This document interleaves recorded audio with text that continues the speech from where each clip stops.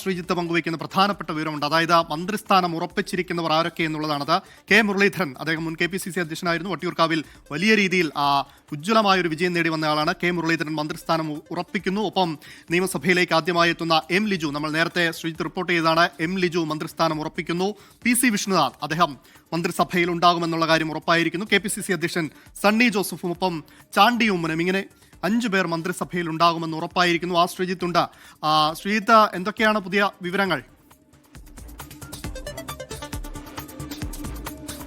അമൽ, team VD Satheesan മന്ത്രിസഭയിലേക്ക് ആരൊക്കെയാണ് എന്നത് സംബന്ധിച്ച കാര്യങ്ങളുടെ ചുരുൾ നിവരുകയാണ്. കോൺഗ്രസിൽ നിന്ന് മുഖ്യമന്ത്രിയെ കൂടാതെ 11 മന്ത്രിമാരാണ് വരുന്നത്. 11 മന്ത്രിമാരുടെ കാര്യത്തിൽ ഇപ്പോൾ ഉറപ്പിച്ച് മന്ത്രിസഭയിൽ ബർത്തുണ്ടാകുമെന്ന് ഉറപ്പിച്ചവരുടെ പേര് വിവരങ്ങൾ ഇതാണ്.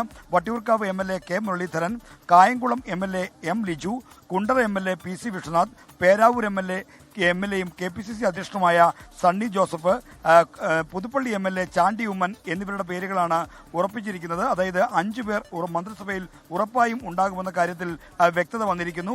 തിരുവഞ്ചൂർ രാധാകൃഷ്ണൻ, കോട്ടയം MLAയും ഏറ്റവും സീനിയർ നേതാക്കൾ ഒരാളായ തിരുവഞ്ചൂർ രാധാകൃഷ്ണനെ മന്ത്രിസഭയിൽ ഈ സാമുദായിക പ്രാതിനിധ്യം പരിഗണിക്കുമ്പോൾ ഉൾപ്പെടുത്താൻ നിർവാഹമില്ല എന്ന നിലയ്ക്കാണ് കാര്യങ്ങൾ പോകുന്നത്. അങ്ങനെയെങ്കിൽ അദ്ദേഹം കേരള നിയമസഭയുടെ സ്പീക്കറായി അധികാരമേൽക്കും എന്നാണ് നമുക്ക് ലഭിക്കുന്ന വിവരം. അങ്ങനെ ശ്രീജിത്ത്, മുൻപ് തിരുവഞ്ചൂരിലേക്ക് സ്പീക്കർ സ്ഥാനം എത്തുന്നതുമായി ബന്ധപ്പെട്ട റിപ്പോർട്ടുകൾ ഉണ്ടായിരുന്നു. പക്ഷേ മന്ത്രി പദവി തന്നെ വേണമെന്ന് തിരുവഞ്ചൂർ ആവശ്യപ്പെട്ടു എന്നുള്ളതായിരുന്നു വിവരങ്ങൾ. ഇപ്പോൾ സ്പീക്കർ പദവിയിലേക്ക് തിരുവഞ്ചൂർ അതിന് സമ്മതിച്ചിട്ടുണ്ടോ? തിരുവഞ്ചൂർ സമ്മതിച്ചിട്ടുണ്ടോ എന്ന കാര്യം ഈ ഘട്ടത്തിൽ അദ്ദേഹത്തിൽ നിന്ന് പ്രതികരണം നമ്മൾക്ക് ലഭിച്ചിട്ടില്ല. എങ്കിൽ പോലും ഈ മറ്റ് പരിഗണനകൾ നോക്കുമ്പോൾ രമേശ് ചെന്നിത്തല കൂടി മന്ത്രിസഭയിലേക്ക് വരികയാണെങ്കിൽ നായർ വിഭാഗത്തിൽ നിന്നുള്ള പ്രാതിനിധ്യം മന്ത്രിസഭയിൽ കോൺഗ്രസ് മന്ത്രിമാർക്കിടയിൽ കാര്യമായി വർദ്ധിക്കും.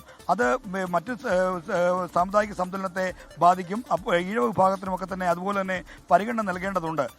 അതുകൊണ്ടാണ് മന്ത്രിസഭയിൽ ഒരു ഓവർ പ്രാതിനിധ്യം വരാതിരിക്കുന്നതിന് വേണ്ടിയാണ് അദ്ദേഹത്തെ സ്പീക്കറിലേക്ക് പരിഗണിക്കുന്നതെന്ന് വേണം മനസ്സിലാക്കാൻ. അതുകൊണ്ട് തന്നെ അദ്ദേഹത്തെ അനുനയിപ്പിക്കാനുള്ള ശ്രമം കോൺഗ്രസ് ഹൈക്കമാൻഡിന്റെ മറ്റും ഭാഗത്തുനിന്നുണ്ടാകും.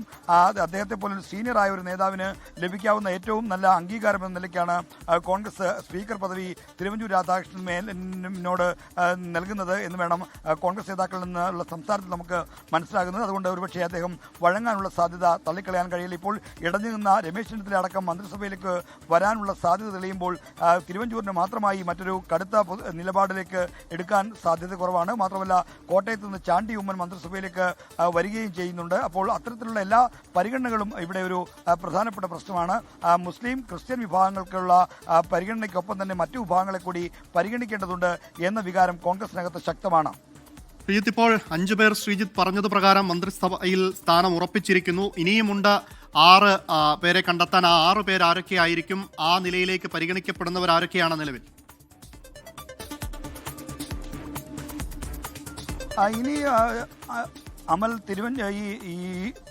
എം ലിജുവിനെ കൂടാതെ ഈഴവ വിഭാഗത്തിൽ നിന്ന് ഒരു നേതാവ്, 1-2 പേർ കൂടി മന്ത്രിസഭയിൽ എത്താനുള്ള സാധ്യതയുണ്ട്.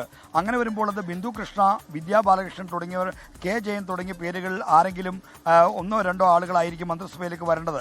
ഇതോടൊപ്പം തന്നെ ലാറ്റിൻ കാത്തലിക് വിഭാഗത്തിൽ നിന്ന് TJ വിനോദ്, M വിൻസെന്റ് തുടങ്ങിയവരുടെ പേരുകളും സജീവമായിട്ട് ഉണ്ട്.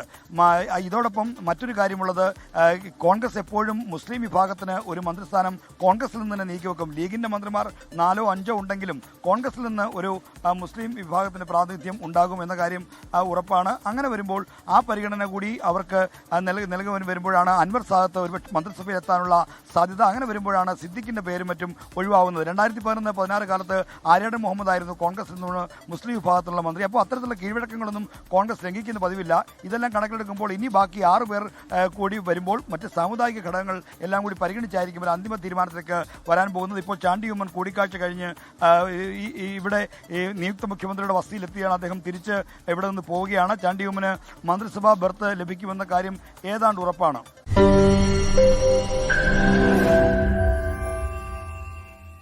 ലോകത്തെവിടെയായാലും ഏത് സമയത്തും 24 വാർത്തകളും ഓഗ്മെന്റഡ് റിയാലിറ്റി പാക്കേജുകളും എക്സ്പ്ലെയിനറുകളും വിശദമായി കാണാൻ ഞങ്ങളുടെ യൂട്യൂബ് ചാനൽ നിങ്ങൾക്ക് സബ്സ്ക്രൈബ് ചെയ്യാം.